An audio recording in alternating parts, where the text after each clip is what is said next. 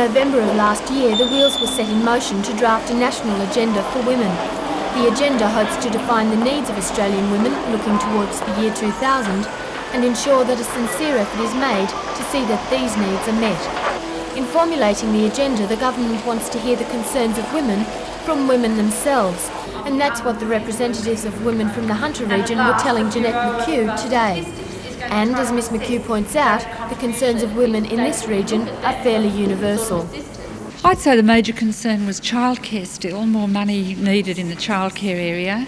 Another major concern was housing. Women are particularly aware of the acute need for more public housing. Another one that emerged was the inappropriate and inadequate compensation laws. That was a really important one. And generally, I'd say the most important one of all was a determination from women that as the government faces economic restraints, it doesn't take it out on wage earners, that it doesn't lower the standard of living of ordinary Australians. In the end, will the national agenda for women have teeth? Of course, because women are half the population of Australia, the government recognises their concerns and recognises the importance of asking them what they think and what they need.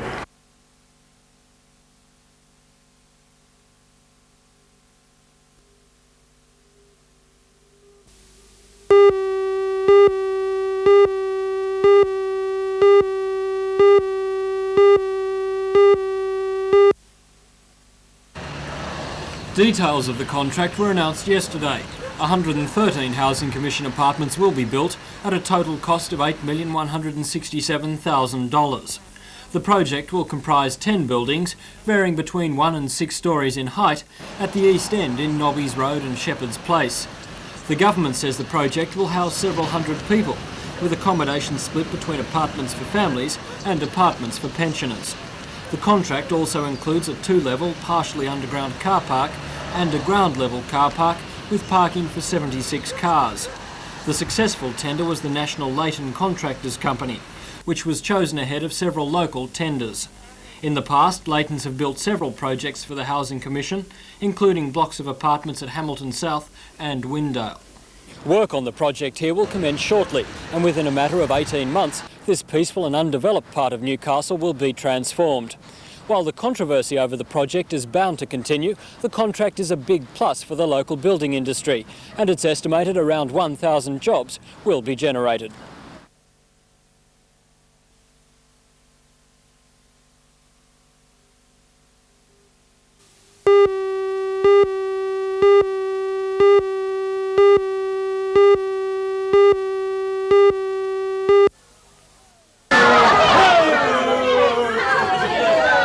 Apart from a small but vocal group of placard wavers at the door of the meeting, the majority of those attending were calling on the government to reconsider its decision. It seems that since the government called for tenders to build a duplicate low-level bridge last week, the opponents to that proposal have not given up but become stronger. Last night's meeting at the Swansea High School was packed to overflowing. At a rough count, more than 600 were there, and the majority, 95% in fact, wanted two things.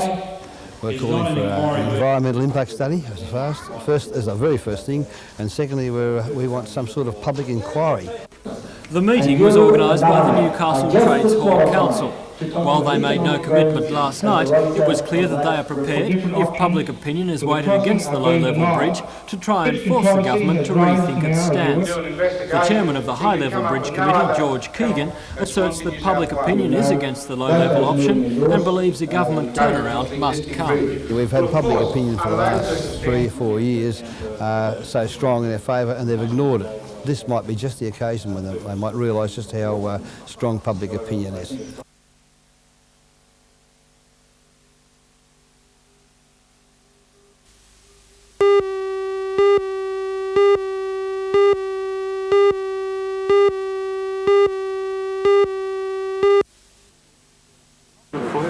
The CompuMeter meter reading system has been in the planning for several years, but only became a reality after the Hunter District Water Board began its computer upgrading program. It relies on this handheld computer, which replaces the more traditional notebook. The computer is taken out into the field, and after reading the water meter, the board employee keys in the information. This information is then compared with previous readings. The computer can also relay practical information like the location of the meter on the property, or more life-saving information like the presence of an overprotective or over-enthusiastic family dog. The terminal is then taken back to the board's office and the information relayed to the main computer. 26 of the units will go into operation on the board's 780 metre reading routes on the 1st of July. Newcastle District Manager of the Hunter District Water Board, Peter Phillis, says the $85,000 system will greatly increase efficiency and productivity in what has been in the past a lengthy and time-consuming exercise. We can transmit the data directly from computer to computer, and so we can eliminate a boring, repetitive human task, at the same time increasing accuracy and making those people available to do something else. Will there be any flow on to the consumer? Naturally, that's an improvement in efficiency and should reduce to overall lower operating costs.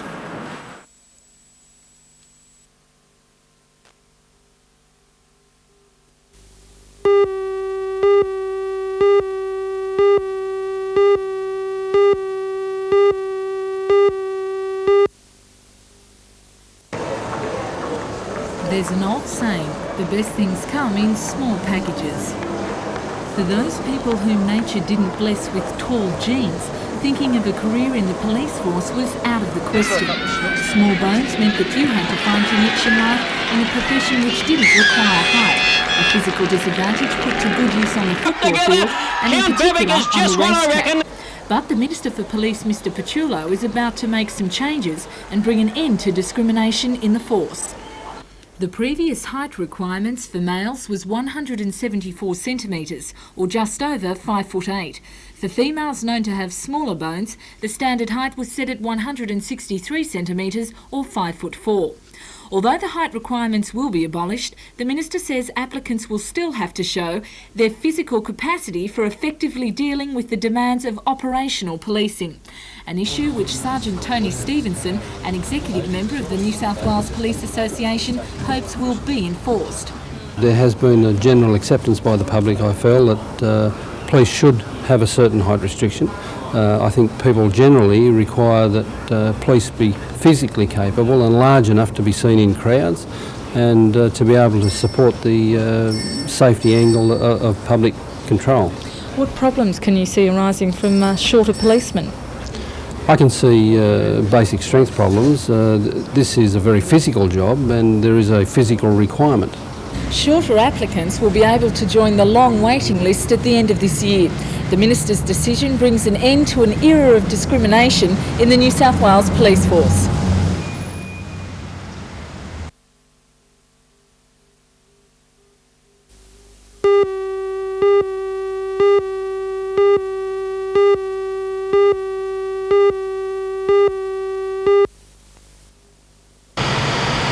In the last financial year, the Greater Newcastle Building Societies will have lent $21 million less for housing than the previous year. Profitability has declined, and the management blames high interest rates as a contributing factor. General Manager Jack Scully says the drop in lending will have an effect on the local economy. Because most of our lending, at least 50% of our lending, has been in the Newcastle, Hunter Valley, Lake Macquarie area.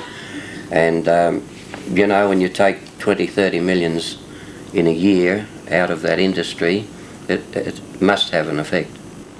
The Greater is not considering any takeover or merger deals at the moment, but wouldn't rule out such action as possible options for the future. The Newcastle Permanent Building Society has also lent $20 million less in the past 12 months, and it's joining with other building societies in slamming the federal government's decision to subsidise home loans from savings banks. In our opinion, we thought that the present federal government regarded discrimination as being a dirty word.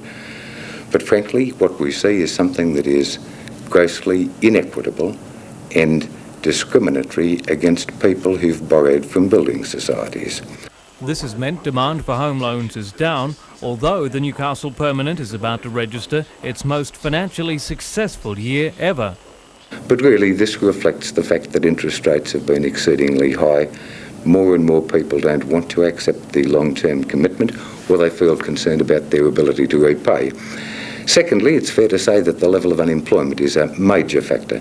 Despite the trends of other building societies to join forces or merge with savings banks, the Newcastle Permanent Building Society has rejected out of hand any such proposals, both now or in the future.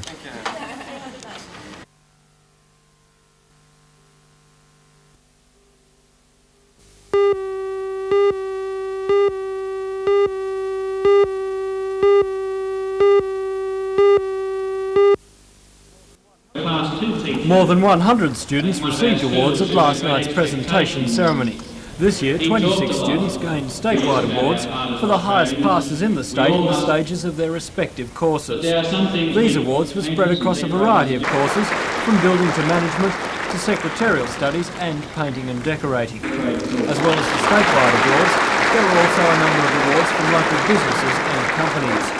The special awards of the night, the P.D. Riddell Memorial Awards, were presented to Catherine Wilson from the certificate section and David Downey from the trade section.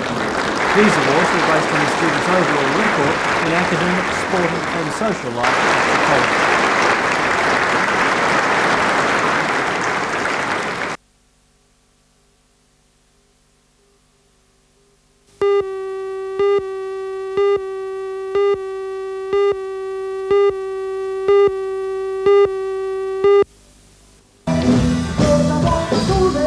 Tim Finn first arrived on Australian shores from New Zealand as part of the group Split Ends around a decade ago. After leaving the group a few years back, he's had success with the single A Fraction Too Much Friction. His latest single, No Thunder, No Fire, No Rain, is currently in the charts. That song was written as a reaction to the Union Carbide tragedy in the Indian city of Bhopal. And Tim says that song also holds meaning in the face of the recent nuclear disaster at Chernobyl. I think with the Chernobyl thing that happened recently in Russia, this song became chillingly relevant and gave me a bit of a fright. It's funny like that when it happens, when life creeps up behind a song and suddenly it has twice its meaning. Talking to Tim Finn is enjoyable. He's polite and intelligent, and not surprisingly, he doesn't fit the bill as the stereotyped one-hit wonder pop star. No, I don't like to play the pop star. I don't even feel like one anymore. So I just feel like a human being, really, who writes songs and tries to be responsible about it. So I don't get much joy out of all that, no.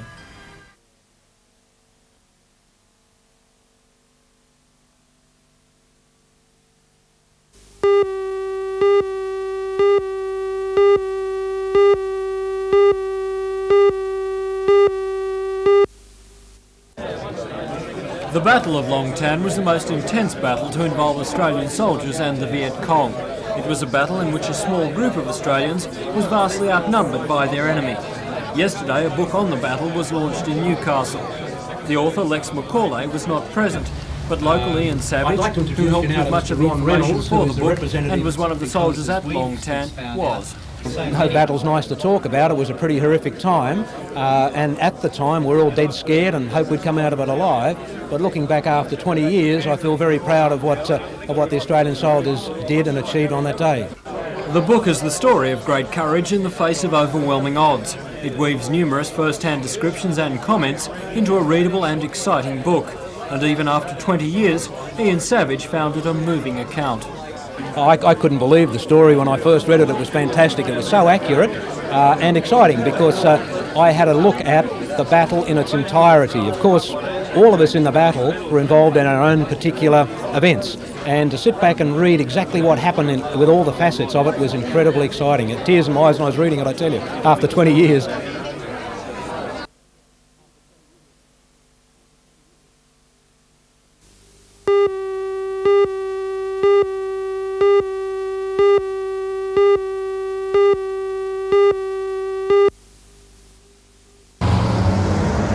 Began the main lane project today on the corner of Queen and Bayview Street, Warners Bay. The $100,000 development will take 6 weeks to complete, allowing natural gas to reach 350 homes as well as the nearby shopping centre. Specially formulated nylon-based pipes are being used to link the households to the high-pressure main. It's an Australian-made product and its unique anti-corrosion quality has interested overseas buyers, particularly China. New Gas has also set up a mobile information van in John Street to answer any questions from those interested in changing to natural gas, a power source which John Stretton says is cheap and efficient. What we're doing here is an investment in the community for Warners Bay. We've had a number of inquiries from this area, and what we're doing actually is responding to the people's needs. They've asked for natural gas here, and it's now viable for us to put natural gas mains into the streets here. What's it going to mean for the residents of Warners Bay? Well, I guess the most important thing it's going to mean is the fact that they can get an economical fuel, something that's reliable and something that will save on their household energy bills.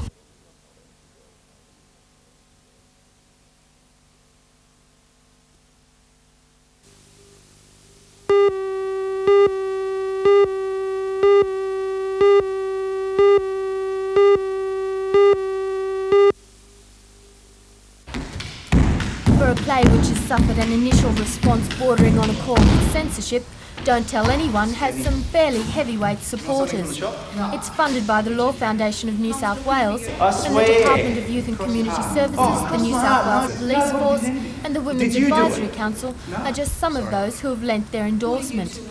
And in this area, Alan Beard, the Regional Director of Education, will be recommending it reviewed to his the play. staff. We believe, in fact, that it's an excellent vehicle for teachers to introduce this very important issue. So I'm promoting it, really.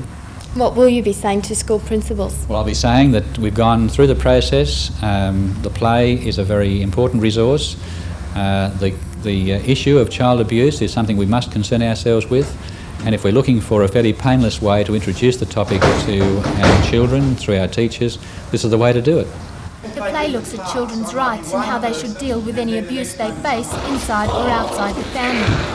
The important message, according to director Brian Joyce, is simply that there is nothing so awful that you can't talk about it. And despite the rough and tumble, the audience today were as captivated by the content of the play as much by the action.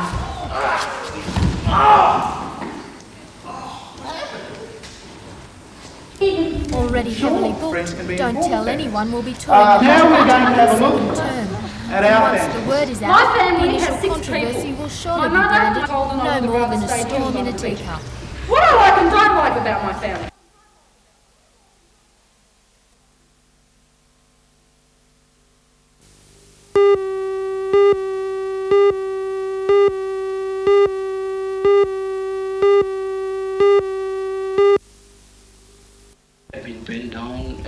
Prince Kasok is an information officer for the African National Congress. Prince, by the way, is his Christian name. Yesterday he addressed a group of students at Newcastle University.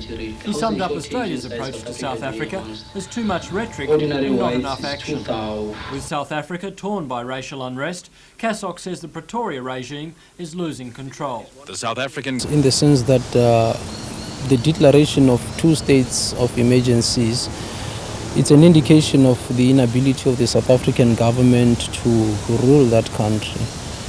He said that before peace is restored, however, there will be bloodshed on a scale that will shock other nations.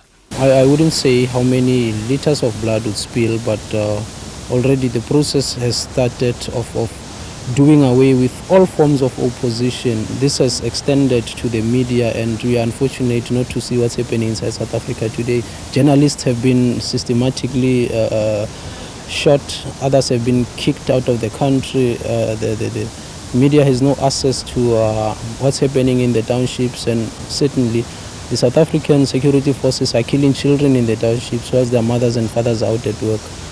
Would you expect the number of white vigilante groups to grow?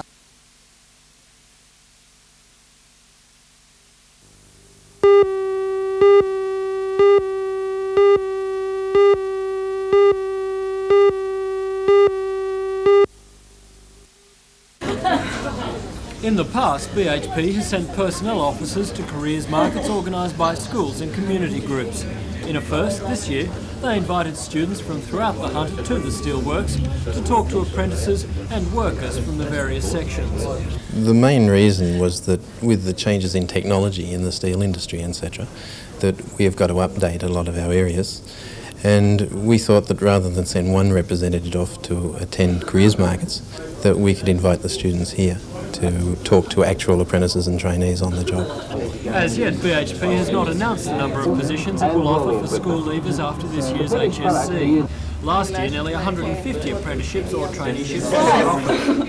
Apprenticeships are in areas such as fitting and turning, electrical fitter machining, boiler making and turning and other machining. Traineeships are in computing, engineering, metallurgy and commerce.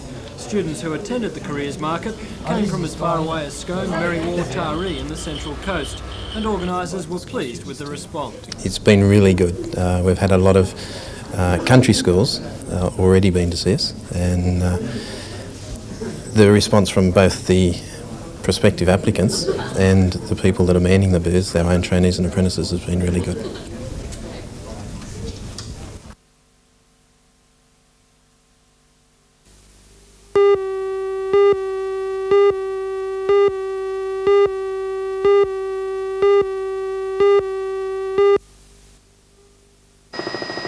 Ten fixed-wing aircraft, including regular commuter planes and a Learjet, are involved in the search. Aero Pelican is assisting with the search of the coast between Terrigal and Tuncurry. Fears are now held for the safety of the two 30-year-old men aboard the 9-metre trawler Julene, as the strong westerly winds and high seas make conditions difficult. The trawler, the Julene, was reported overdue from Port Stephens 1:30 Wednesday afternoon.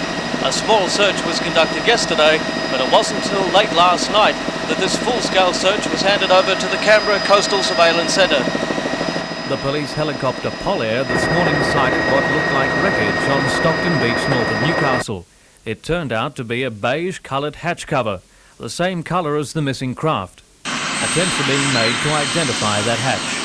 However, much of the search is now being concentrated about 40 kilometres out to sea. Last night, an Air Force F-18 pilot sighted what looked like a distress flare. It's believed the boat is not equipped with a radio or life raft, but does carry flares and 2 life jackets.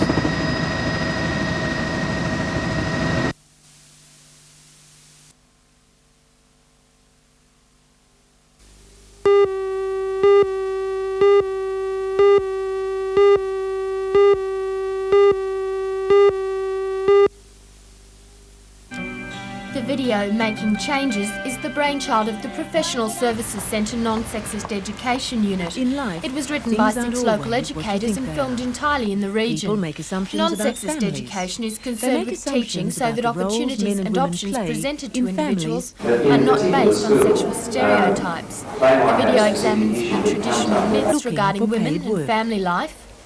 One of the myths about Australian families is that men are the sole breadwinners for their nuclear families. And presents the reality. So a woman may get married, may give up work and have children, but the statistics say she will return to work and be more likely to be threatened with unemployment than her male colleagues, and on average earn only 67% of the male wage. Those viewing the video today were challenged to examine their own teaching style. Do they spend more time with boys than girls during class time? Do they expect different things from their male and female students? And are the resources available to students non-sexist in nature? Bob Ireland, coordinator of the Hunter Non-Sexist Education Unit, said that although the Hunter region leads the state in non-sexist education, it is not because the area suffers from more problems of sexual stereotyping. There are perhaps some things in the Hunter region which are more difficult. I know that the female unemployment rate for girls is higher here than it is in some other parts, but then we're ahead in some respects too, because there are more girls in the trades and in areas which apprentices work in than there are in other parts of the state.